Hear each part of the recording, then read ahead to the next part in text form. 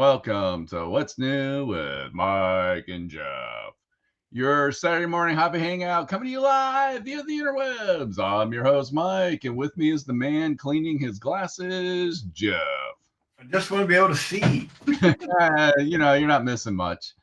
This is true. I need to get more light in here. I say that every week. I need to get more light in here. I just haven't had a chance. Yeah, you need a little. You're kind of in the or maybe you're just coming from us in the shadows. I'm the international man of mystery.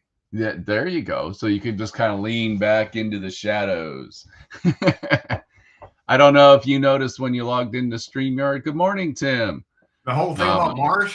Yeah, that whole Mars thing and that What they're is that? changing. Good morning, David. Good morning, Dave. From what I could gather, because I checked it out yesterday when I was setting up the stream, looks like they're changing kind of format styles to kind of blend into mobile phones. So that you can watch your phone in portrait, so you can actually watch the stream in a portrait mode or a landscape mode. And cool. I got the feel that there's like new backgrounds and things, and I'm like, yeah, I'm not going to pay more for that, thanks. Well, that's cool. It's cool. I mean, StreamYard is a really good format, a platform. Yeah. We use it for what we do. Morning, Dawn. Dawn. Yeah, so I like the platform. I think it gets used a lot. I just don't think it gets necessarily the attention that a lot of the other platforms get. Right. I still watch a lot of RPG streamers and stuff like that, and a lot of them are using Zoom and different things. I think Twitch gets a lot, but it's like, I like StreamYard. It's simple, it's easy. Good morning, Joe.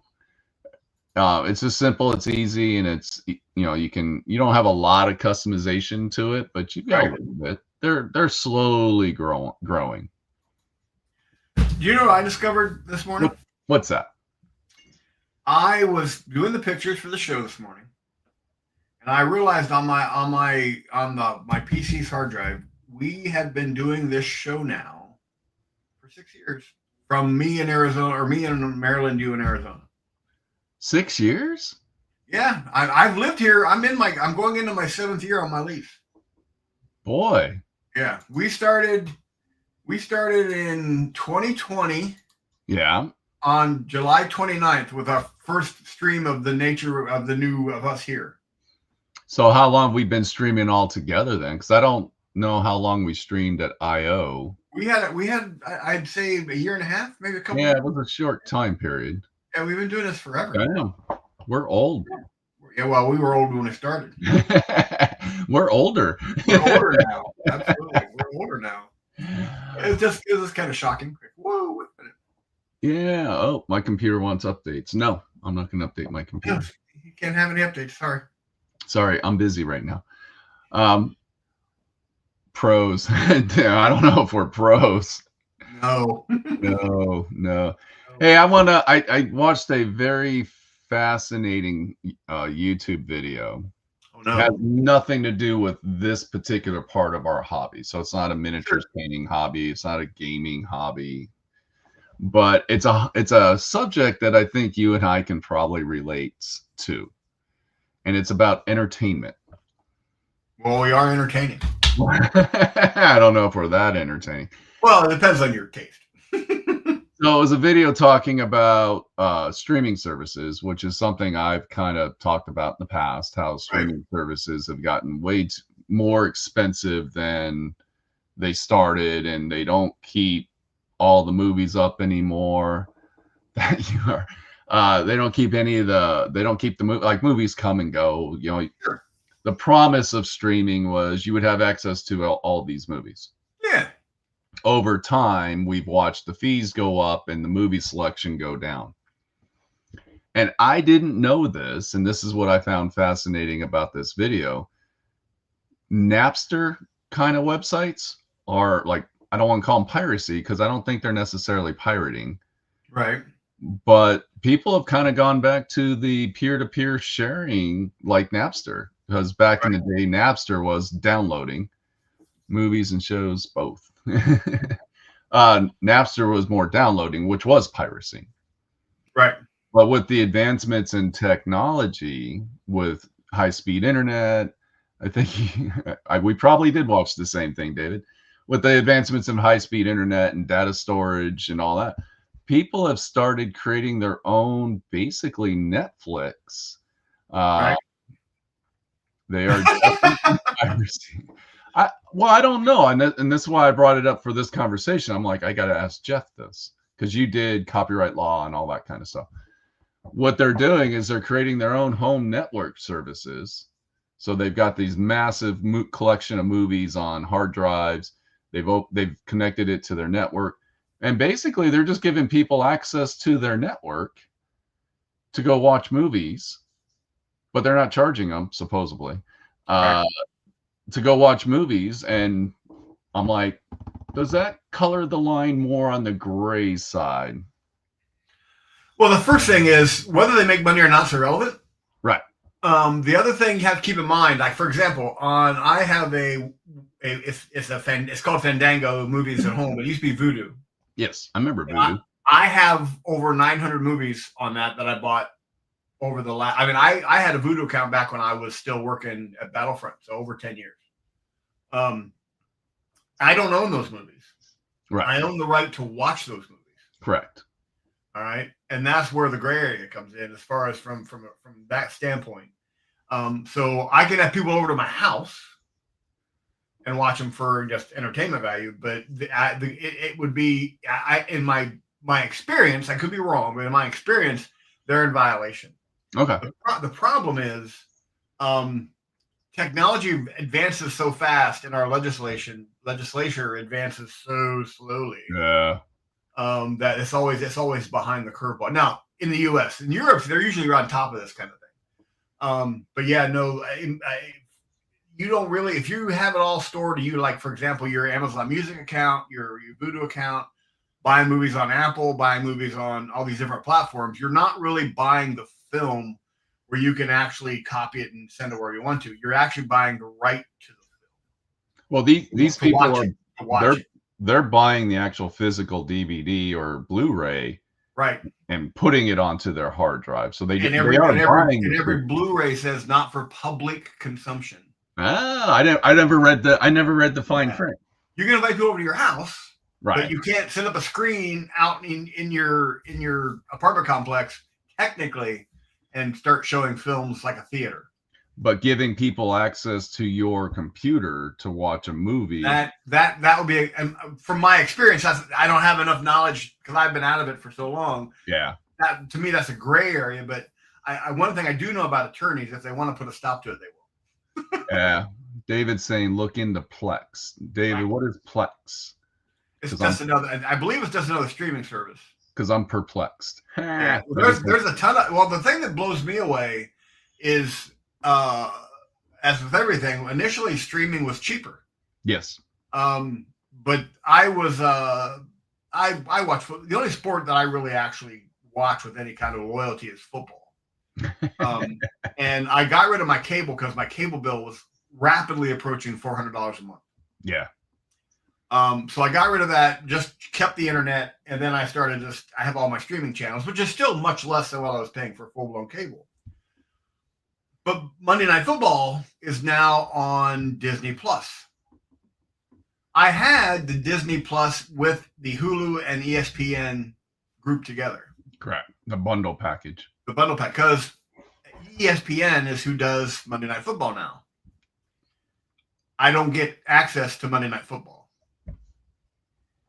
I have to buy an extra package that takes my $21 a month streaming bill to $59. Yeah. For one night of football. To watch Monday Night Football. Joe says it's a very gray area, and it is a gray area. Hey, Raymond's with us. In a weird way, streaming is muddying the waters of ownership in people. I'm going to assume in people's minds. Yeah, when you buy something, your concept is I bought it. It's mine. Yeah. But David said Plex is an app that does exactly what I described. Yeah. Yeah. As long as Netflix are concerned, It is a very black and white issue. They consider it piracy. Okay. Yeah, yeah, Well, I just thought it was fascinating because what the guy was talking about in the video was exactly what you just mentioned. Is streaming, like Netflix when it started was like $10 a month for streaming. It right. wasn't very expensive, and it's gone up. And then if you don't want ads, you got to pay more. Like they kind of sucked us in. I think the key Right. point that the guy was bringing across that I kind of walked away with, nobody wants to do things illegally. No. But when they make it so hard and inconvenient to do it easily, like Netflix started because it was easy. I'll give you $10 a month. You give me access to all these movies. Simple. I don't have to go on any fishy websites or do anything, do anything that would, I think, be morally wrong. But now they've gotten to this point where you want to watch Monday Night Football, you're paying $50 a night to watch one football game a week. Yeah. Simply because, and what they basically said, it's corporate greed.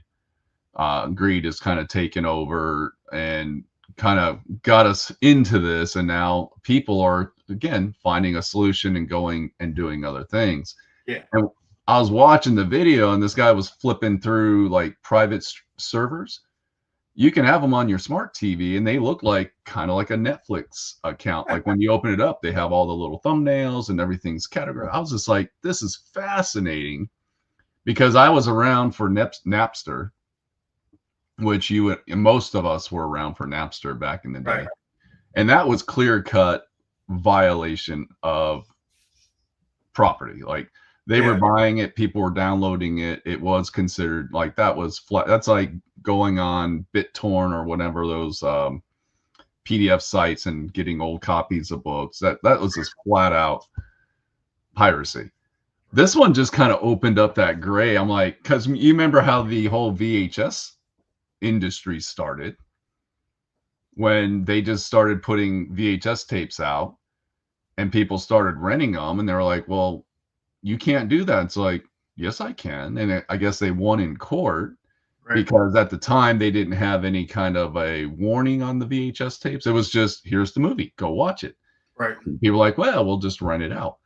And then that started the whole industry of Blockbuster and all that kind of stuff. Yeah, because when my dad got our first VCR, you couldn't rent VHS. I mean, quite frankly, it was beta and VHS at the start. Yeah. And then the porn industry pushed VHS to the forefront. And that's why beta fell away, Betamax. Right. And you couldn't rent VHS tapes. You had to buy them. And I remember we used to go down to, there's a place the only place close to us in Ohio was in Dayton. And they were between $79.99 and $129.99 on tape. Yeah. And my dad was buying them. And then the whole rental thing started taking off and everything else. So it's people will always find a way, and it takes a while for things to catch up. Like Netflix started off, they'd send you copies of the DVD like they were a mail order Blockbuster. Yep. But they saw the writing on the wall where stream was going and Blockbuster didn't, and they went streaming and kind of changed everything. And Blockbuster just, I think there's only one Blockbuster left in the country. Yeah, I watched I watched a documentary. Like it's become it's kind of become like a tourist. It's a historical landmark at this point. It's all about basically people will find a way to do what they can, and I'm going to say they justify it. I'm not trying to be harsh, but they justify it by corporate greed and everything else. And there is a question on how much is enough. Yeah. But intellectual property and artwork, and it's a whole weird thing.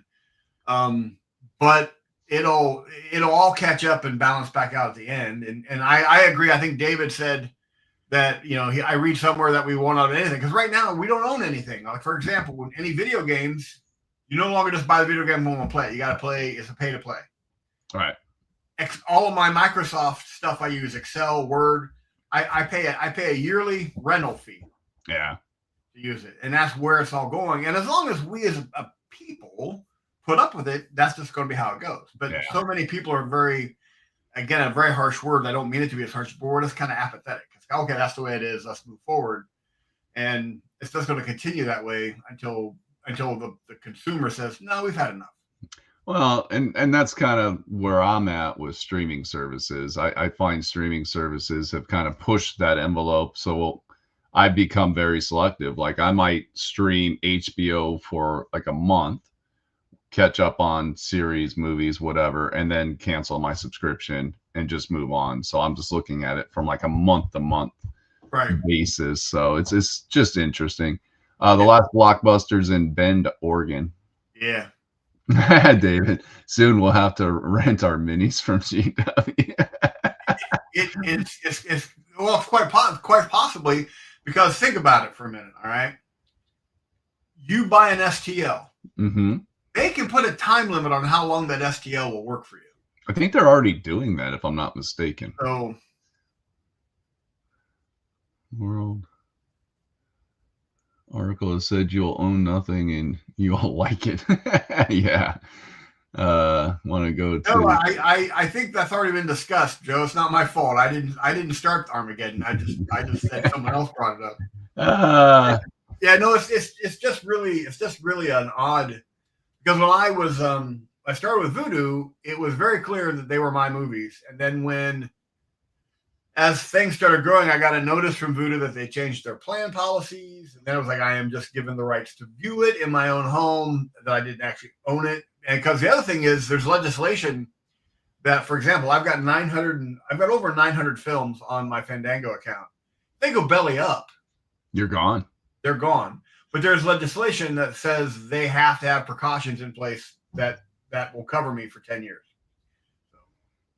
At work and tired. Would Raymond say? Phrase that's been passing around roughly says when people don't own anything, it's online sharing no longer becomes stealing. That's yeah, Man, yeah. it is. It's It's kind of like squatting, because one of the things. So I only play one video game, right? and that's Rocksmith. It's really the only video game I play. And when they switched over to a subscription service, Right, and when they did that, what ended up happening is the version that I play no longer became supported, and right, they started letting the licenses drop because they have to license that music. So they started letting the licenses drop, and they were literally just going in and pulling, like when you updated your Rocksmith, they would pull those songs off. Oh, we lost these licenses. You still have them. We have to pull them off of your hard drive right, and delete them.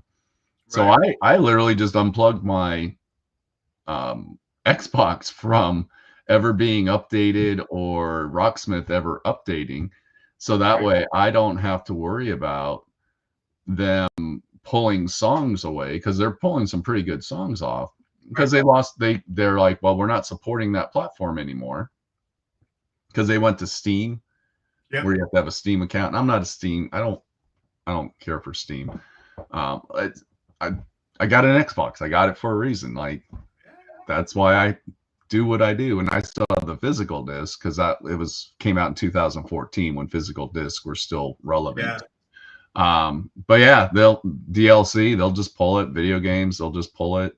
Your Voodoo account, depending on how because you had it so long ago that depending on how your agreement was, Right. that might be some of the challenges that they have. Yeah. It's yeah. We're going to a world where you're going to rent everything, and like I said, it's all about the pay to play, and quite frankly, they've realized how much money is in those recurring fees.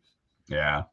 Every month you get hit with this stuff. I'm trying to slowly switch my streaming services over to yearly, Hmm. um, but I'm trying to space them out so I know instead of having that yearly or that monthly hit every year, I know I'm coming around because it does save me money in the long run. David, give me a hard time. Come on, Mike. Get out of your comfort zone. Give Steam a chance. I did give Steam a chance. I'm not gonna. I did try it. Um, I just didn't really care for it, Well, and a lot even of it has. go Go ahead. ahead. No, even my PlayStation, I can't. I have to have my PlayStation account to play games. I mean, I've been playing a lot of Roblox with my grandson. We go to private servers, and he and I run around and play 99 Nights in the Forest or 99 Nights in the Wild West. But if I don't have my monthly subscription to PlayStation, I can't play anything. Yeah, No matter, I mean, I buy the game. It's on my system, but because all games now have an internet, a multiplayer capacity, I just can't sit and play a game like I used to on my my Xbox or on my PlayStation. Look, David, or Lenny. Hey, Lenny. He's got his Led Zeppelin 8-track and an Atari. He's set. Yeah, yeah. I miss those days. Yeah, I just thought it was fascinating because it's just such a cultural thing for a lot of us, because a lot of us grew up and we saw the video Blockbuster growth and everything that happened with Blockbuster, and then we saw Napster and how that was such a musical thing because they had to get it shut down and had to go to court and all that good stuff. Right. And then we saw a streaming service pop up and we thought that was the answer to all of our cable woes, and then it's turned into, nope, we're right back into the same cable woes if you're really wanting to watch everything. And how this concept of peer-to-peer sharing has become relevant again. And because of the advancements in technology, it's like, I feel like I'm going to like a regular streaming service, and it was just fascinating. I thought it was just an interesting video about kind of how the market is shifting again. Yeah. And shifting back to, and I was just like, and that's the question. I was just like, man, but does that cross that line into copyright laws? And I was like, I don't know. If I gave you a key to my house and said, Jeff, come into my house anytime you want, grab one of my movies and take it home and watch it, am I like that's a completely different thing? It's like borrowing a book, right? All right, but if you took that book and then basically digitized it and put it out there for public consumption to anybody that wanted to see it, that's where the change comes in.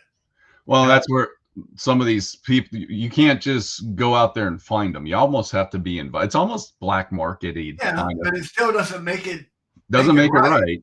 Right. So I just and the other thing is, I'm also very, very conscientious of the fact that, like, for example, with movies and music and even miniature sculpting, that's somebody's art, somebody's creation. And there should be some protection for them as well. So it's a really weird thing, but people are people, and if they want something, and right now we're being bombarded with monthly. I have to have an app on my phone to keep track of my recurring charges. Yes, because there's so many of them. Yeah. And well, another example is David did a really brilliant job on setting up my Old Wolf Studios website. I had to shut it down because GoDaddy had changed so much. They were hitting me for so much money every month. It was getting unreasonable. Yeah. And so I had to stop till I can figure something out. I had to stop. I mean, I still own the domain name, but I had to stop because they were charging me. It started off as like $12 a month. Now, the last check, it was over 40 just to manage my little website. And it's crazy. So, and I remember the day when you could just publish a website all by yourself. There it is. So David's talking about the problem with those gray sites is that they're sharing pirated movies. And yes, that is that's the thing. Probably, that's where I think they cross the line, because someone's probably going onto a server, downloading the movie and putting it onto their server, which is where the piracy really comes in. Right. That's where it's black and white. It's like, yeah, you can't do that, period. And here's where the real problem lies, is especially in this country, is we are so far behind laws that protect the public from technology. Yeah. That we always ends up a Band-Aid after you realize something's wrong. Yeah. Versus anticipating, this could be an issue. Maybe we need to do some stuff for it. We need to address it. Raymond, just like me, going back to physical only. Yep, that's me. DVDs and Blu-rays are so cheap. You can go to Bookman, Zia, thrift stores, Goodwills. You can find stacks of them for a couple bucks. You can watch them. You can have them. You can take the DVD out, put it in a little envelope, throw the case away if you're not that sentimental to that stuff. So you can have more of them and stack them in a small box. Right. Just kind of have your own little library at home. Like you used to have a huge collection, didn't you? What? DVDs? Yeah. Almost 3,000. Yeah. Yeah, at one point in time. And I remember when your roommate was going about his walkabout, he sold off his collection and he had like Yeah, a table yeah, stacked with, and he was selling them for a couple bucks a piece. There was yeah. nothing. They have no resale value. Joe says lending is generally okay because the item remains sold. Yes, exactly. It's not Yeah. being put out on the interwebs. Enjoy something that a company can take away without a refund. I'm lost on that statement. Oh, maybe he's talking about DLC. Yeah. You can enjoy it, but the company can take it away and doesn't have to Yep, give you a yep, refund. yep, yep. Let's talk, Jeff. That should not be. That's about my website. So Okay. The law will never protect the public. They will always protect the corporations. There's a lot of truth to that. it's unfortunate but true. Yeah. They're about to shut down. I don't know who CF. ESPV. Yeah, who is that? I'm not sure. David, you're gonna have to break that one down because we're old and not hip. I wonder if that's the guy that's getting sued by GW in, I think it's Italy. I saw the post. Maybe that's what that is. Well, Hey, that's the other thing though is there are times when I think corporations are 100% in the rights to do what they do, and there are other times it's abusive. It's just yeah. it's just and that's where it gets kind of frustrating. David said that is the Consumer Financial Protection Bureau. Yeah. What?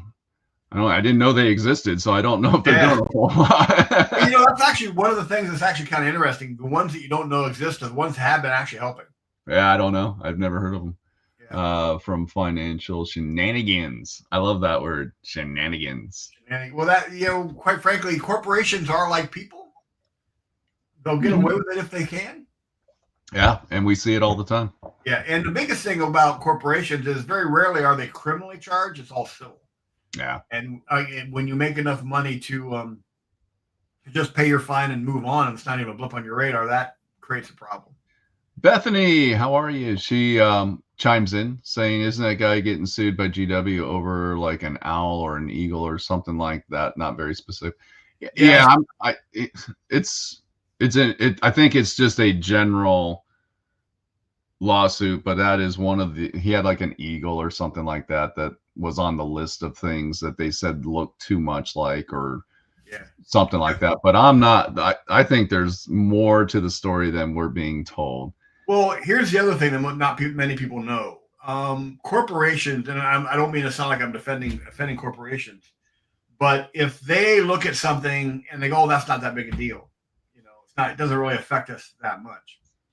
That actually then that decision becomes evidence later when they try to. Yeah. So if they kind of let things go, it affects them in a negative way when they actually have a true situation they need to sort out. Basically, the defense can go, "Well, you didn't bother with these. What made this any different? You didn't seem to want to protect it then." And so they have to, because I did enough copyright stuff for Disney. And one of the reasons Disney is, everybody says why the mouse is so adamant about protecting its IP. If they don't protect their IP, they end up becoming like Xerox or Kleenex, where they become a general term that they can no longer copyright. Good morning, Victor. Yeah, but I just thought it was fascinating. Was this eye-opening? Because, I haven't thought about Napster and all of that stuff in many, many years because I thought that kind of industry was dead, but it sounds like the video makes it sound like it's on the rise. And it is. Streaming, it's coming back stronger because technology is, because when we were doing Napster, we were still doing dial-up. Yeah. Now you got 5G internet service. I remember a day when the internet was supposed to be a free space for everybody to do what they want to do, and then the cable companies got involved. Yeah, and that's when it changed dramatically. Because how internet operates here in the U.S. is dramatically different from the rest of the world. Yeah, we have a lot of restrictions. Yeah, because cable companies saw it coming. They were like, "Wait a minute," and they started gobbling up rights and lobbying for certain laws. And they were kind of ahead of the curve, and no one else really saw that other than cable companies and jumped. It's kind of like the .com boom. Like that was another part of the internet that made people were just going out registering names. Oh, dude, I'm gonna Coke.com, Ford.com, and then selling them and making millions of dollars because people weren't protected because they didn't companies at the time didn't realize this internet thing was going to be anything big. They thought it was just going to be kind of this little which toy. is why I have a statement that always gets me in trouble. I'm all about capitalism, but I am not about unregulated capital. Yes. And VPNs make it easier to hide. Yeah, I'm surprised they haven't shut the. Well, and I don't want to get on a too adult of a subject, but Arizona just finally, when after it's been a problem forever, restricted adult websites. They finally passed a law where you have to literally go in, create an account, show your driver's license to access websites, adult entertainment websites. I'll call it that. We know what I'm talking about. But then VPNs, if you get a VPN like Bethany's talking about, you can skirt around it, which makes me kind of go, I wonder who's behind that law. Because like it's been a known problem for decades, ever since the internet. Like realistically, that's probably why the internet was created. So it's been a known problem forever, but they finally in 2025 decided to pass a law saying we're doing it for the children. As soon as they say they're doing it for the children, you're like, no, you're not. You're doing it for the money. Well, here's the thing. Most things start off that way. We're doing it for the children. But then there's other people behind that go, we're doing it for the children, but don't watch what I'm doing over here. Yeah. And that's the deception part. Yeah. This is why we're doing it, but here's the simple answer to all of our questions about what's wrong with the world is people. Yeah. I mean, seriously, people do. There are people, and everyone is included in this, depending on what your interest is. Everyone will, by nature, react to their own self-interest. Sometimes not even realize that they're doing it. Yeah. And it just makes the world a fun and entertaining place to live in. And that's just how it goes. Well, I looked at VPNs mainly because, so you have Netflix in the United States, so you're region locked to just movies in the United States. But, I watch all these YouTube videos, and YouTubers are always promoting VPNs and that you can put yourself in another country and you can open up Netflix and you'll see a whole range of different movies that you don't have access to via streaming services because they're region locked.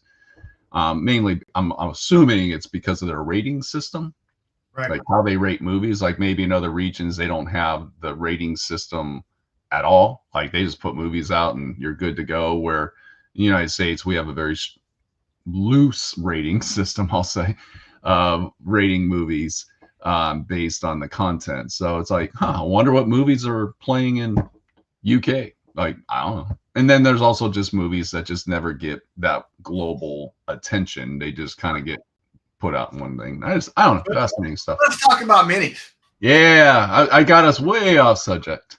I'm exhausted. I want to end the show now. I'm just tired. My brain hurts. David says the robots will sort it all out for us. AI holds all of our answers. Good morning, Aaron. I did that when I was in Czech Republic 2 years ago. Got a NordVPN and pretended to be in Phoenix. Why would anyone pretend to be in Phoenix? Yeah. What did Rex say here? Good morning. Yesterday I sold a K-Pro? K-Pro. I don't know what a K-Pro 2 computer. I've had for 42 years to a collector geek friend, complete with a daisy wheel printer and 50 issues of a magazine called Profiles. The computer still works. Holy crap. Yeah. You would be surprised about rating systems. US is actually very strict. We are much more strict. Yeah. Well, it's still kind of loose in the sense like we've went from 3 ratings, G, PG, R, to now we have PG-17, PG-13. The actual name of the rating is irrelevant. It's what gets you that rating. Like you can show a guy getting beheaded and still be PG-13, but if you drop an F-bomb or show a boob, and you're rating, so that's the weird thing about this country. Yeah. Anyway, miniatures. Miniature. Well, last one. Oh my God. Well, Bethany's boyfriend's in the UK. He uses a VPN so he can look at gun stores and blocked in it. That makes sense. Welcome to the dark net, everyone. Yes, the VPN. No, that's either we're moving on to a different topic or I'm signing off.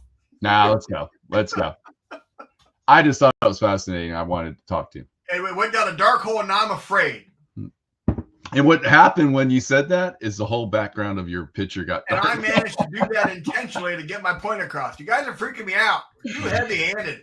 I have to deal with life every day. I don't want to come on here Saturday mornings and talk about how horrible things are. Ta-da! Let's talk about this. Look at that. Andy's has GW product now. Yes, that's awesome.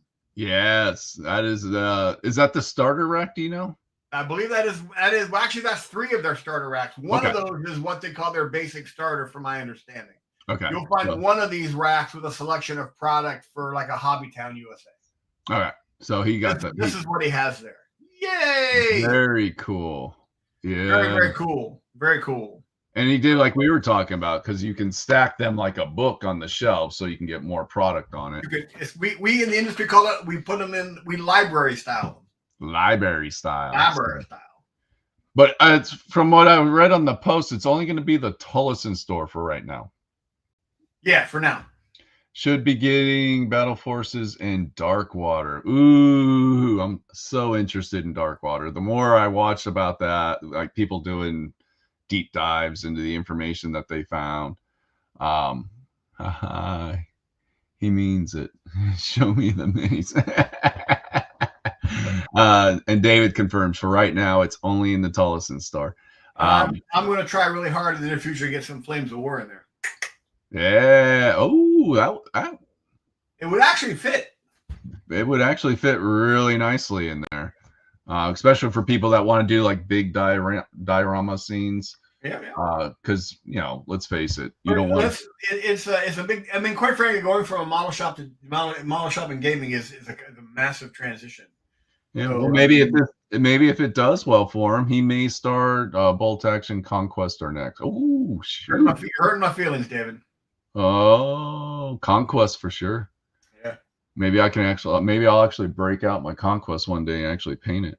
I love my dinosaurs, but there's not a community yet that's strong enough to. Yeah, it'll get there. It'll get there. So, anyways, look at David. He got some paint on some stuff. Awesome, nice little red and black.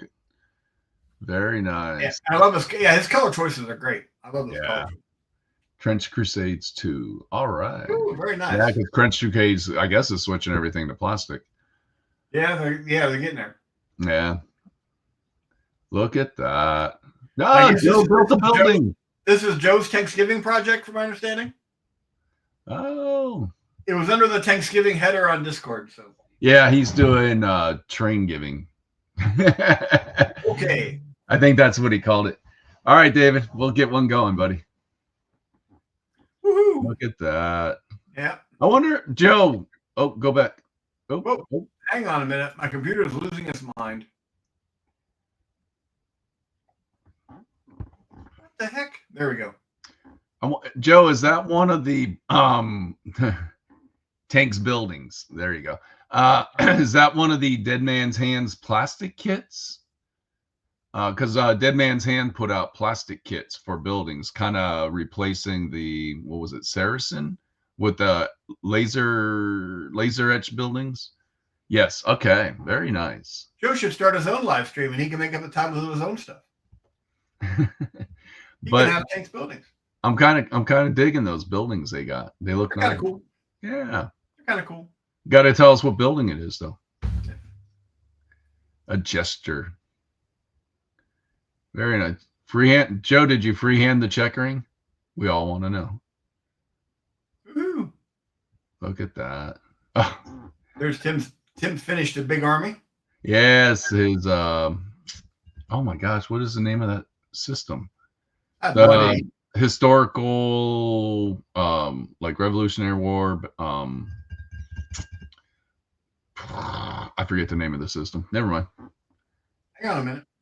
It's like War Master, but it's the version for Distinguished Civil War armies from Warlord for epic line of games. That's what he Epic. had. Yeah, That's they what put out like described. their Epic series. Very cool. Yes, yes. Very cool. It all fits in one box. And there's his other one. There is that advantage with the epic scale stuff. Yeah, I can put a whole army in a box. the whole army in a tub. A tub of army. And some Ooh, characters he's done don't look too bad. no. Good highlighting. Look at that. He just looks angry. Well, you know, if your hand was glowing green, you'd look angry too. Now that's an army. Oh, the flawless blades I just worked up got done. all right. Love the colored tufts. Whoever decided, hey, why don't we just do colored tufts? Like, brilliant. They're toxic green and alien purple. Yeah, totally brilliant. And then Martian terrain from Jolly Lark. I love it. Yeah, your photos with the white's still going to be hard. I don't know if white really photos that well. Well, the thing is, not if you're an amateur photographer. I'm not even an amateur photographer. I'm a crap photographer. But in person, there's a lot more shadows on them. Because I actually did these differently than I did the this harmonist for the Noise Marines. He was just all white, and I tried to bring in the shadow. These I started with a gray and brought it up to white. So when you're not taking a photo, it's not quite as bright, and there's definitely some contrast in it. And I think that's what do they call it? White balance in a camera sometimes. Yeah. And I just use my phone. I hit take the picture and move on. You hit the little button and go. Yep. Whoop. Oh. Yep. You went move on. And these are the rest of the Astro Templars I posted up because I've had these done for months. I just never posted them.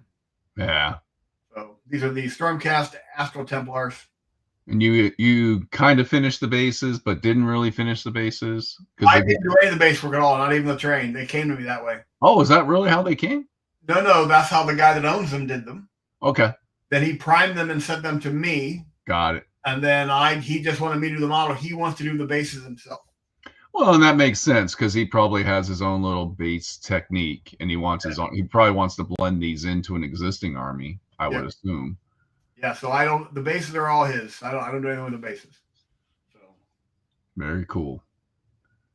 Very cool.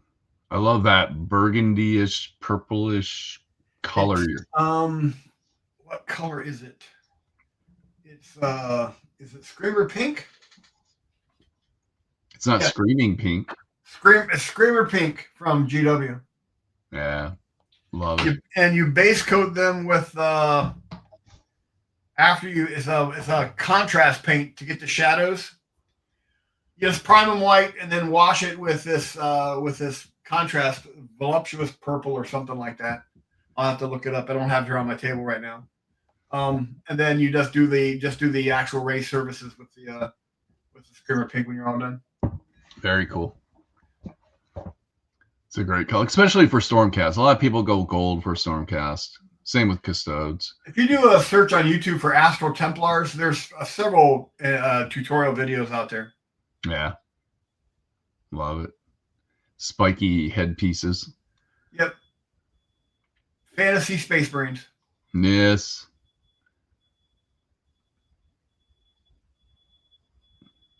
I'm hearing a beeping noise. Yeah, FedEx trucks backing up. I'm looking out my window going, is there a truck outside? Is there something going on? Love your flame work.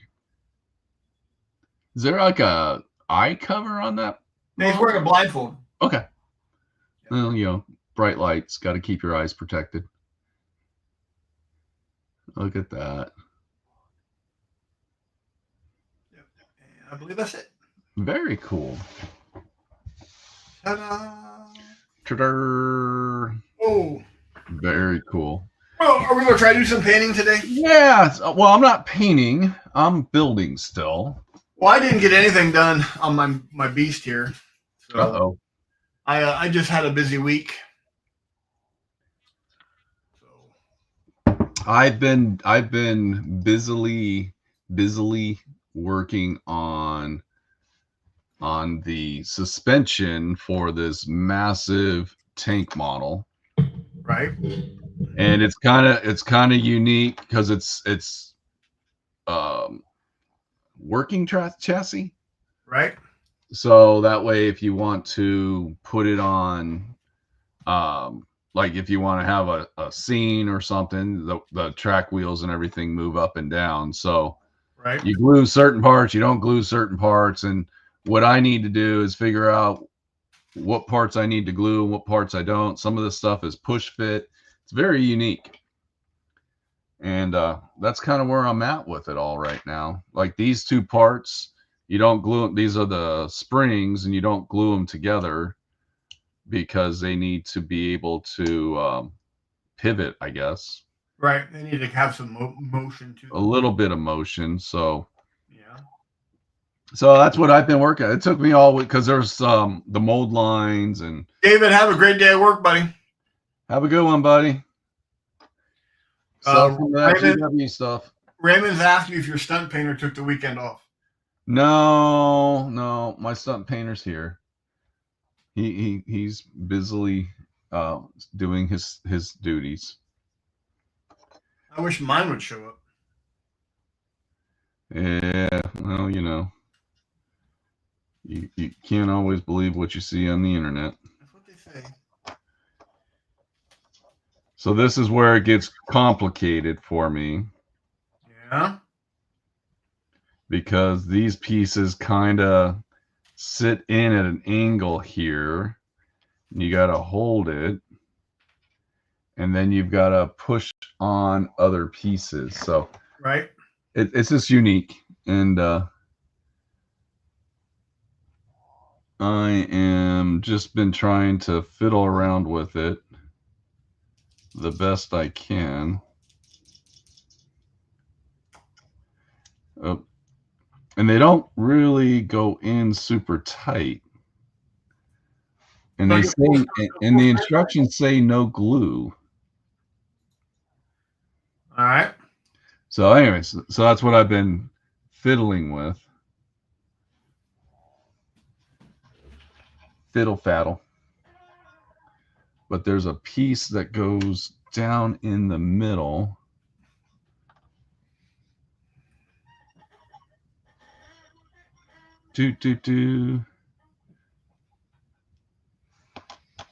What other new and exciting things have you been doing? Unfortunately, nothing really. Nothing exciting? Not really. Andy is on a quest to adopt a new dog. How you should say that? Uh-oh. Well, I didn't do it, but I almost went to the animal shelter last weekend because I didn't realize how important it was having another living, breathing creature in the house. It is important. Well, I got kind of used to it. But Jack's not being here anymore. It gets a little quiet, a little lonely. And even though he and I didn't actually talk, I talked to him quite a bit. He kept you entertained. Yeah, to a point. So this is where I think I need.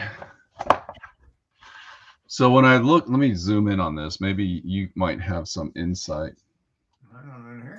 Go ahead. So this is what I'm working on right here. Mm-hmm. And I see these little icons that say don't glue. Right.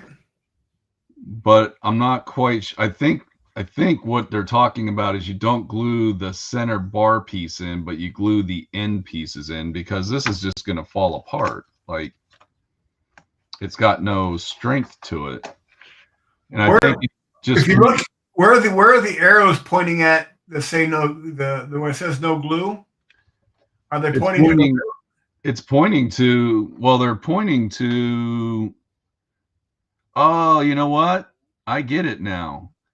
I've been thinking that it was the center bar. You actually glue the center bar and you don't glue these in here. The center bar glues it all together. That could be it. I believe, because it's got to be glued together somehow, because it just falls right apart. Right. So yeah, I think it's that center bar. Just put it together, hold it, and then see where the actual motion is caused, and then don't glue that part. Yeah, I think you're right. Oh, and Mark is going to be with us next week. All right. So yeah, the 22nd would be the best for him. What's that? The 22nd would work best for him, which is next week. All right. I'm down with that. I'm going to go take you off solo mode.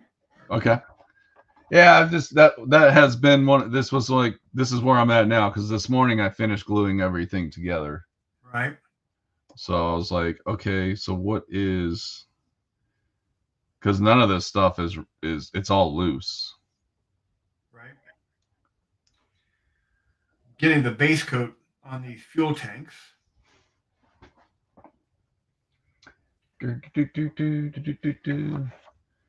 It did make it interesting to put it all together. So I bet it did. And then looking at these instructions to make sure I am doing it the correct way. Well, that's the thing about those tank kits. I'm getting ready to start that Corsair kit. Yeah. Just ordered all my Gen 3 paints. Gen 3 paints are the AK acrylic Generation 3 paints, which are really nice paints. I'm not going to buy, go nuts and do what I normally do and buy all of them. Really? Yeah. And I realized this week I painted these fuel tanks the wrong color. So I'm correcting that mistake today. What color did you paint the fuel tanks? I think I just, when I was painting, I really wasn't paying attention because I'm on camera. So I was more concerned about making sure I was on camera versus using the right color. Like me, I'm off camera. And I had my Screamer pink sitting next to me, and I just grabbed that, and I meant to use Word Bearer red. Correcting that faux pas. Faux pas. Luckily, I didn't put it on so heavy that I have to strip it to put the new color back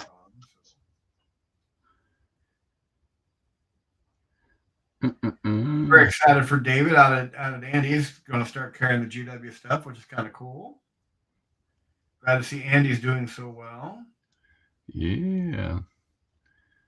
Yeah, so now that I've got it all put together, I think I can just glue all of that together, because they're not individually pivoting. Right. Because once you put these center pieces in, it locks them together. So I'm really just trying to. Yeah, your pivot is that right there. That's what you want. So that's why you don't want to. You just glue that center bar in, and that's it. Well, your center bar, the actual center bar, should be where the pivot takes place. Well, so this is the piece I'm talking. This brass bracket right here connects together these two pieces so they can continue to pivot, but you can't glue those pins in. Right. Okay. Because the pins are what give you that pivot motion. You're there. As long as you got it, we're good to go. Yeah. So now I get to take it all apart again. Yeah, but now you know. I'd rather test fit it a couple times. Yeah. What's the old saying? Oh, Steve. Morning, Steve. How you doing, buddy? Fellas. What's up, buddy? Morning. Parts are overlaid on each other with the parts before you out of the bogies on. Would it not be better to paint the parts first before gluing them together? I've thought about that, Heron. I thought about leaving it all apart, but the challenge I'll have with that is just trying to make sure I have the right amount of track links and all that other stuff. I guess I could leave them all apart, but I wanted to make sure I did everything right. So I don't know. What's your take on that, Jeff? I know folks do it both ways. What it really boils down to what actually works for you. And quite frankly, you can logic yourself into basically painting every individual piece of a model by itself. And I know people that do that before they start assembling. I think I'll be okay. Yeah. Because I'm gonna airbrush. I got my airbrush and all that, so I think I'll be all right. I'm in the same camp of my Corsair because I've been sitting down looking at it while I put together the list of paints I need.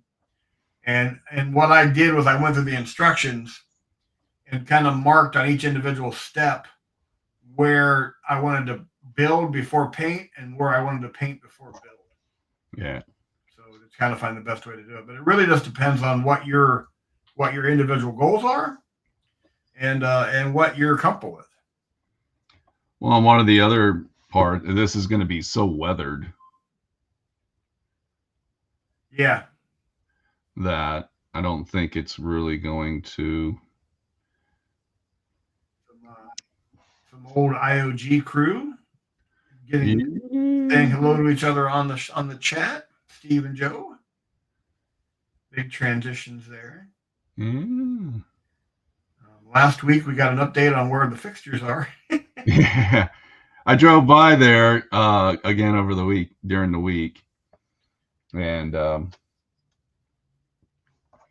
I didn't see anything major changing going on.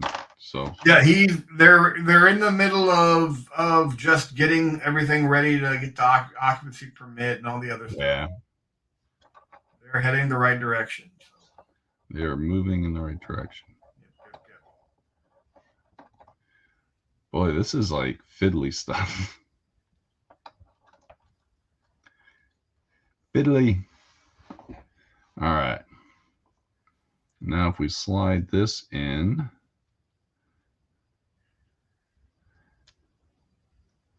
we're good there. And then we get a little bit of glue. I guess this is one of the advantages of plastic glue. You don't need a lot to glue something down. Right. And here on show up next week for the show next week because Mark will be on, who quite frankly is a where Mike and I do a lot of miniature painting. Mark is a fine scale modeler. I mean, he does all the fine scale stuff, and we can ask him that question. How does he approach sub assemblies on a model kit? What are his criteria? We can ask him that question next week. Yeah. So. What did I do? I know I've already just in getting the prep work done for my Corsair, I've pestered the crap out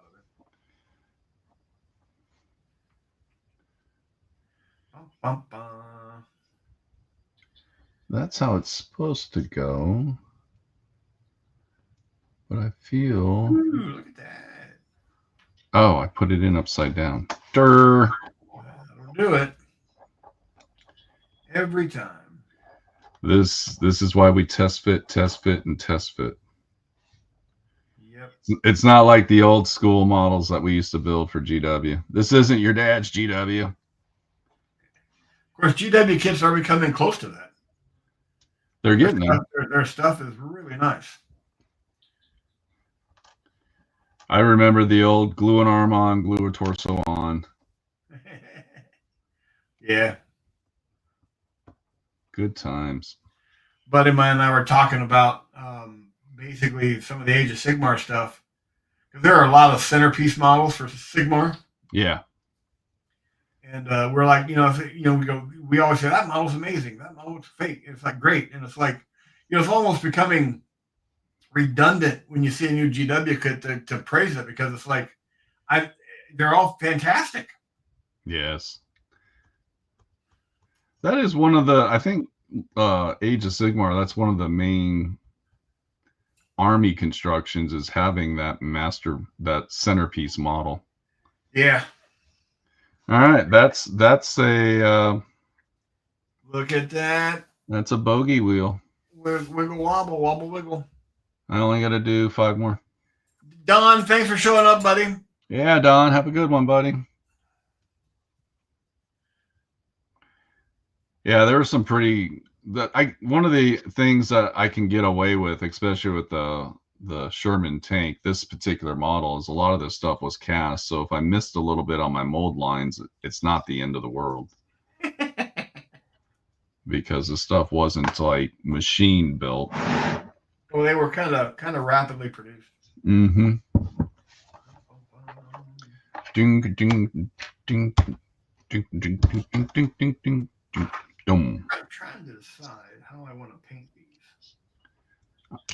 I would start with a paintbrush and some paint. You are right on point, my friend. Right on point.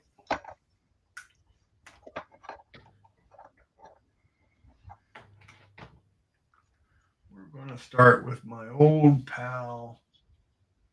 Good morning, David. Mr. Hummel, how you doing today, sir? David number 2. Oh, there it is. There it is. What were we looking for? My old pal, Russ Gray. Oh, Russ. How is Russ? Russ is from the Layman. Layman Russ.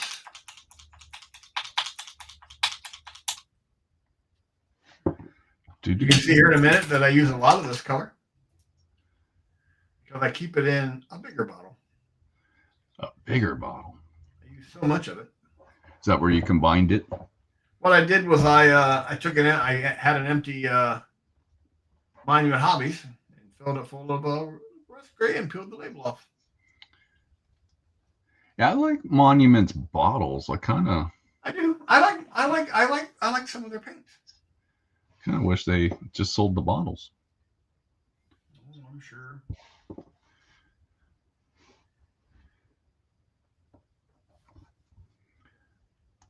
So after you get the first one done, you kind of get the flow. These things are just massive. Before I really get into this, let me check something here real quick. Because I just want to go, sir. And there's no instructions stating that you build a left side and a right side. Right. It just says you build them all the same, which leads me to believe, just based on how they go on the hall, will separate the directions of them all. Yep. So, because I believe, I don't know what this is right here. It looks like some sort of a bumper or stopper. Right. Right here. I believe that's just to stop it from hitting the top of the tank. Right. So they just need to be lined up in such a way that they're all in the same position.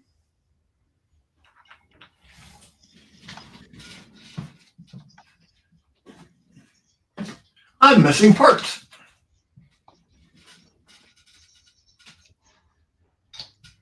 Missing parts for your for my tank.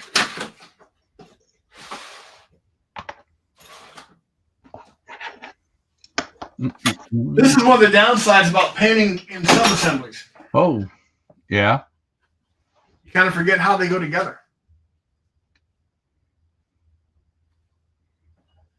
So I'm consulting the instruction manual.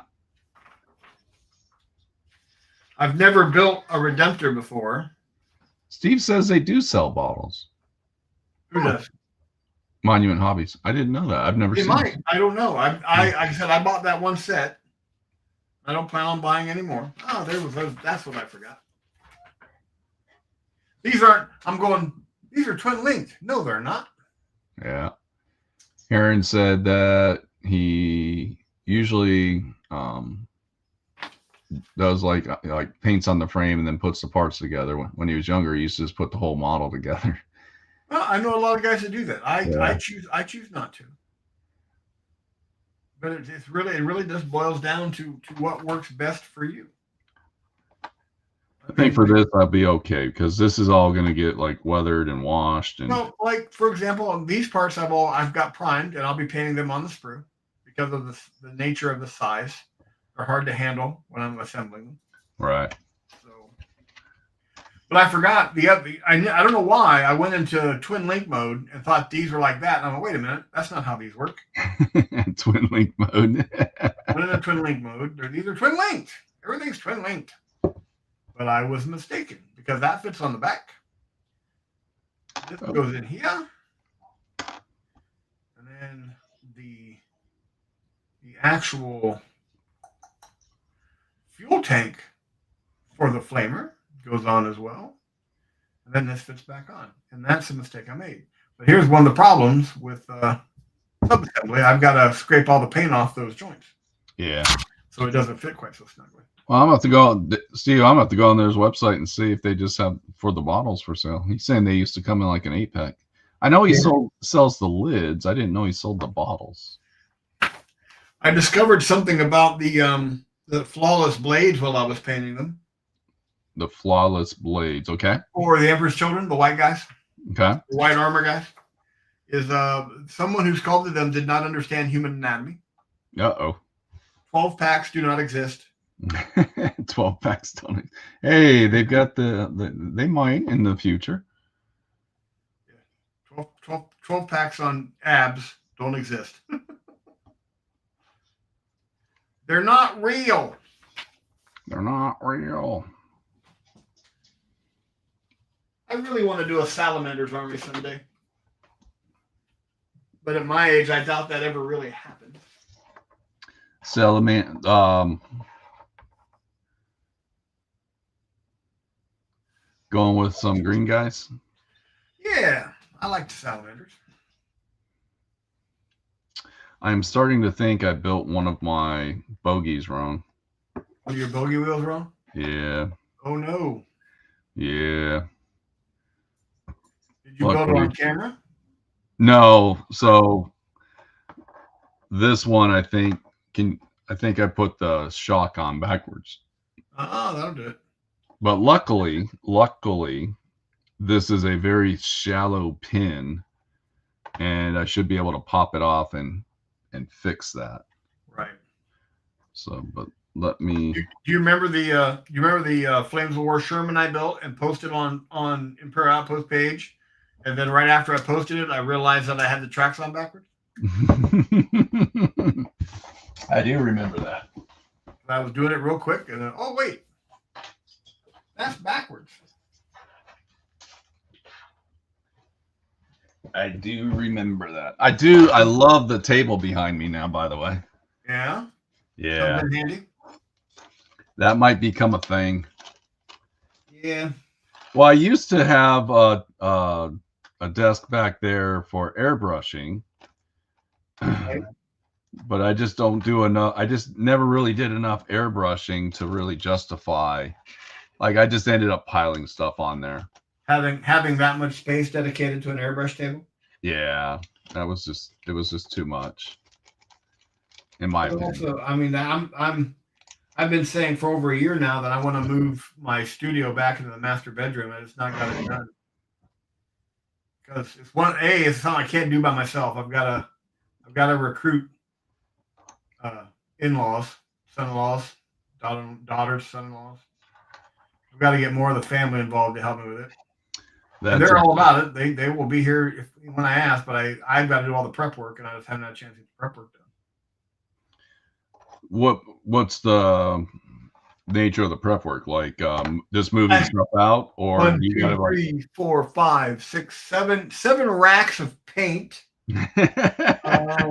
12 sets of drawers, miniatures that are loose on the table on painting handles. I've got to move all the stuff on top of the table somewhere, and then move the tables, set them up in the new room, and move everything back in. So what I've got to do is everything that sits on any flat surface in here, I've got to pull out and set somewhere. I've also got to move all the stuff out of the bedroom. I've got to move the bed and the dressers and all that and stage it somewhere so that when I move the tables in, then I can put the beds in here. It's just So it's basically you're moving out.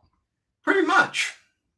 Because it's not like you can just pick up miniatures and go set them into a spare room.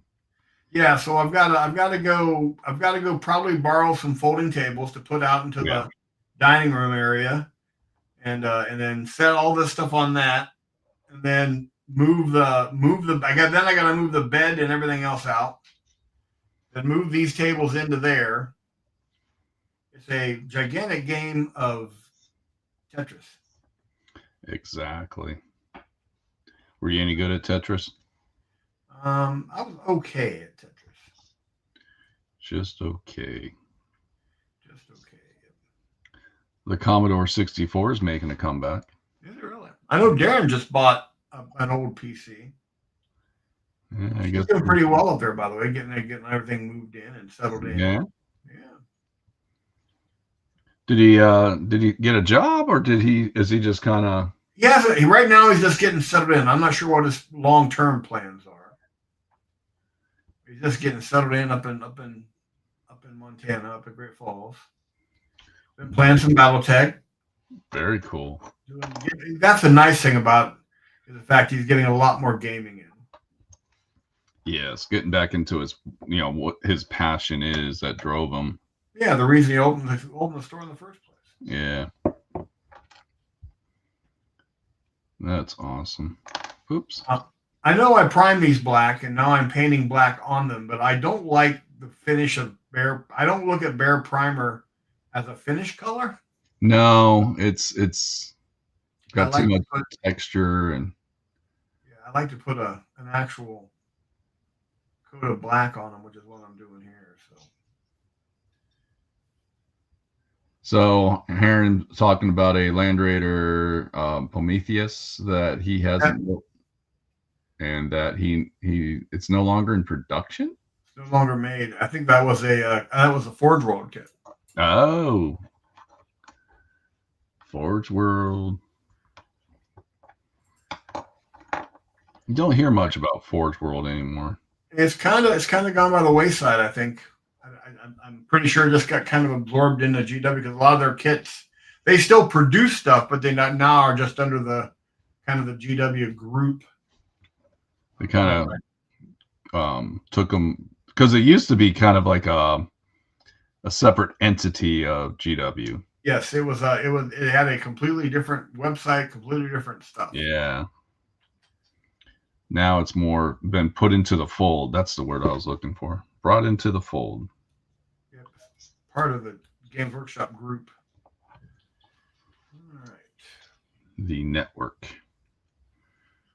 I'm going to do something here I absolutely hate. Uh-oh, what's that? I'm going to dry brush with red. Ooh, good luck. Yeah. Forge World kits are now considered expert kits on the GW. They've always been considered expert kits, even before that. I started buying Forge World back when they did all the statues and busts. I mean, I've got most of the busts lying about this in a case somewhere. So. Yeah, but for considering them expert kits because of the casting process, it wasn't uncommon to get parts that were warped and had to be. I have to say, though, I've built so many resin kits in my life that GW or that Forge World kits weren't as bad as others. Oh God, no. I still have a ton of the Forge World epic scale orc stuff. Ooh.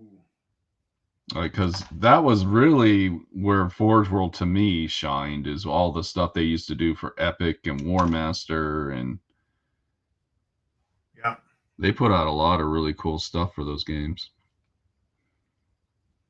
Hey Robert, how are you? Hey Rob.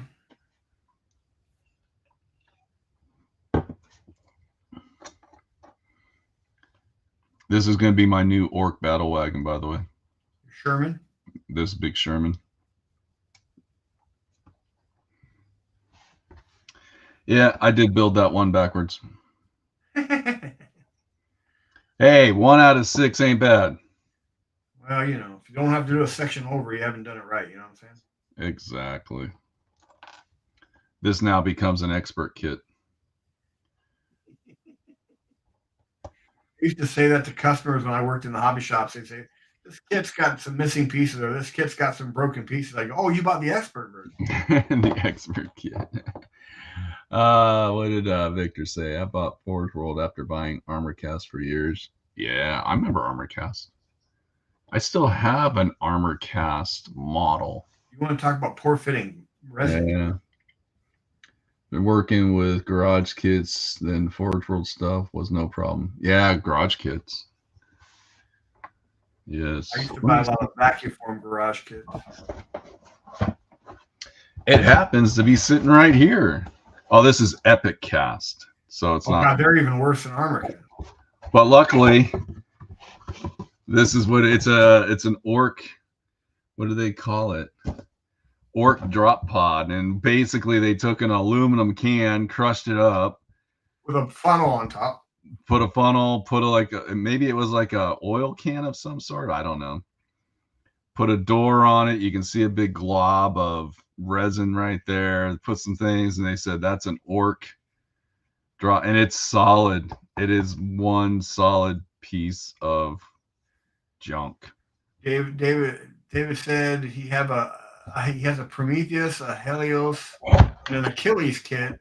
All original Forge World. They were not inexpensive to buy on the secondary market. No, I bet they were not.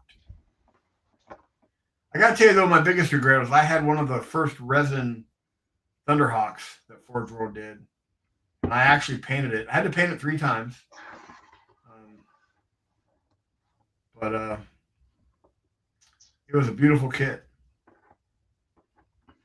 The capitalists come out at me when I ended up selling it. How big was that kit? That Thunderhawk? Yeah. It took up almost half my kitchen table. It was huge. Yeah, it was pretty massive. Yeah. I had to paint it multiple times because the first time I painted it was back when GW did their first line of sprays. Okay. And that's when I realized that the Space Wolf spray color did not match the bottle color in any way. I mean, it was just massively obvious that the two kits, the paint colors, did not match in any way. So I stripped it, shot it again with an airbrush to paint it the second time, and then I had it sitting on my at that time my workspace was my kitchen table. Right. And my kids come home from school and they walked in the kitchen door and they started putting their books, and they brought friends over, so they kept putting their books on the table. And kept pushing the books in, and the books kept moving across the table and literally pushed my Thunderhawk right off the edge of the table. Oh! So I had to reassemble it, had to strip it, reassemble it, and paint it all again. Aaron says, in life, it was a Campbell soup can before the orcs got it. Exactly. All right, now it's going to come the hard part. Now I've literally got to flip this piece around because I glued it on backwards. Well, good luck with that, sir. Yeah, that's what I need. Don't cut yourself on camera. That's why I just switched to a pair of tweezers. I'm like, I'm going to cut myself with that.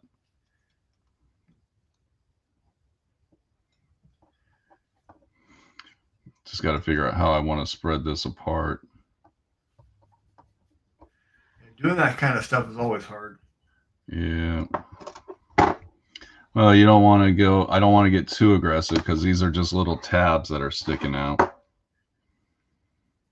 And I glued this all together yesterday, so the glue is good and set. I could always try to put glue on it to break up the glue, but I'm going to try to spread it. Still trying to hunt down the MK2BLR, but they're usually not less than $300. Yeah. I don't know what that is. Sorry.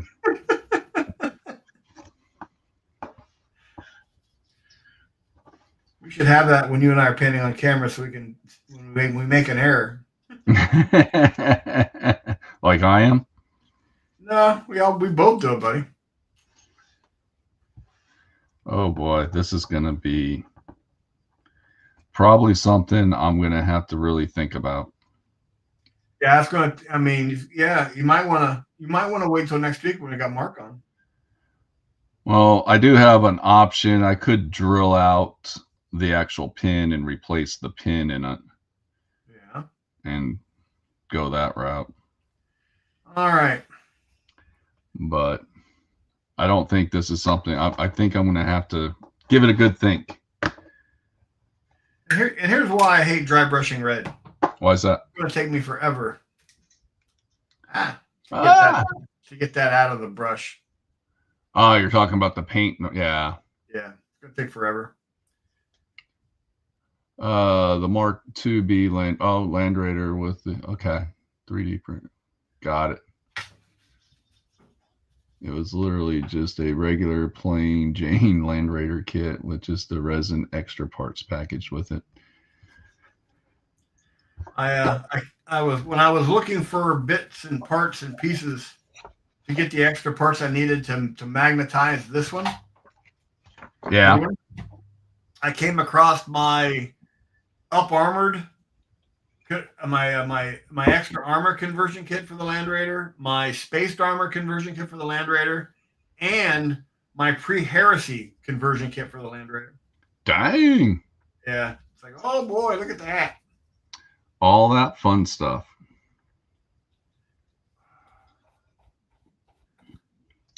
All right. We're reaching the 8:30 mark. All right, buddy. I'm ready whenever you are. I'm gonna have to confront this thing. But I might want to think about it before I start chopping away at it. Yeah, you might want to that might be something. Yeah, you want to give that some thought on the best way to go about doing that, or you could actually ruin that entire bogey wheel. Yeah, and if I do end up ruining it, I would have to glue it together, which means it would not rotate. Right, and like I said, we got Mark next week. Yeah, you know me, I'll figure something out. You stubborn old cuss. Yeah, I am stubborn, but hey, this finishes the bogey wheels. This was the last big project outside of the tracks. Right. Which, if you think about a tank kit, that is the majority of tank kits. Yeah, this is true. Like for building purposes, because a lot of the the hull's massive and it's all one big piece. You put on like engine components and things like that. Right. I think the next big piece after all this will just be the turret. The weapon itself. Yep. I don't think it will really be, and I don't think that's that major. To be honest, I don't even really have to build it if I'm not going to have the have it open. But I'm going to do what I can this week to get some time in on the Land Raider because I want to have this done by the end of the month. So I've really got to find some time to do it. So I'll be happy if I have mine built by the end of the month. Well, yeah, but we're talking about massively different. The Sherman's a much more detailed kit, and I already assembled mine. I just got to paint it. Problem is, like all the airbrush work, I can do all that during the week because I'm not going to do it on camera, and just do the detail work. Yes, but I will chip away at it. Are we going to be good for next week? Next week is 22nd. I'm trying to figure out Thanksgiving. I didn't know if you had something planned on Thanksgiving week. On the it would be on the 29th. Yeah, I'm thinking the 29th. I don't have anything planned, but I'm sure you have some family stuff going on. No. Yeah, I don't see anything. The 27th is a big day for me. So the 29th, I'm fine. I'm really good. The Thanksgiving Day is just a feast. Yeah. Well, I am trying something new. Oh, what are you doing? Yeah, well, every year we the last couple of years, Tim and Zoe host Thanksgiving. Mm-hmm. Which is something Zoe's always been excited about, is hosting Thanksgiving, that kind of thing. And was it last year or 2 years ago, we switched to a potluck kind of a format. Okay. Where Tim and Zoe do the turkey and the ham, the two big things. And then the rest of us bring all the sides and all the other stuff. And I've just started making that a way for me to bake something or make something I've never made before. Sure. Experiment. Like that's where I got my stuffed mushrooms and that kind of thing. So this year I'm going to make pumpkin roll.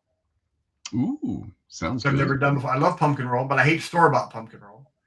And Shara's aunt, when we used to go to her house for Thanksgiving back in the day, she made the most fantastic pumpkin roll. So I've got a recipe. I bought the ingredients last night, which by the way, we're not cheap. So I'm going to make my first one tomorrow morning to see how it goes. Take that to work and fatten up all the guys at work. There you go. Or try to take it to work if I get it done, if I'm successful. And then what I want to do ideally is make there's five families to show for Thanksgiving as far as households. So I want to try to make 6 pumpkin rolls for next Thanksgiving Day. There you go. Heron asked if the mistake that I made has anything to do with the functionality once it's all put together. It won't affect the functionality in any way, shape, or form. It'll just be a cosmetic error, and then somebody will point it out 1,000,000 times over. But so it's just more of a cosmetic thing than anything. But I can fix it. And the quiet part out loud is Mike will know. Exactly. Yeah. And I will repeat that to myself 1,000,000 times. I screwed up that one thing. So you'll be, when you show people, that's really, but I messed this up here and I did that. So I'll have to face that side of the tracks towards the wall where nobody will see it. Right. And right. David says he might be watching us, but he might be on a plane if he's able to. Very cool. Oh yeah, flying right now is kind of nuts. Flying's always nuts at this time of year. Last time I went to a meeting of the 5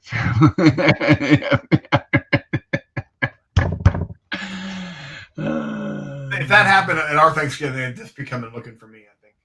I don't know if they want to find you. That's the problem. I don't want to find me. I keep waking up hoping I'll be lost, but no. Once I was lost. I was petrified. Sorry, I had to throw out the disco. You go to explain it away that it was a mistake, that the mechanics in the motor pool made it was in for repairs. You could do that, or you could make it a diorama and put like 2 55-gallon drums right in front of that boogie boat. There you go. Or I could just throw a bunch of mud on top of it and just make it seem like it's it's like a big clump of mud. There's many ways around it, but I know there's always a way around it. But you're going to figure out a solution and fix it. I will fix it because that is what I do. But I'm happy they're all put together. Like this was a long week of just clipping, filing, clipping, filing, clipping, filing, clipping, filing. That would be monotonous. So, all right. Well, we're gonna go ahead and cut out of here and go about our weekend. Yay! I get to go clean my apartment. Yay! Well, that's fun. It is not. I know, but I'm trying to put a good spin on it for you to. I appreciate that. Boost up your enthusiasm to do it. You always have my back, man. I'm always looking out for you, buddy. I'm going to clean my closet out maybe today. Fair enough. We'll see how that goes. All right, everybody. We're going to bounce, and we will see you next week. Next week? Bye. See you, everybody.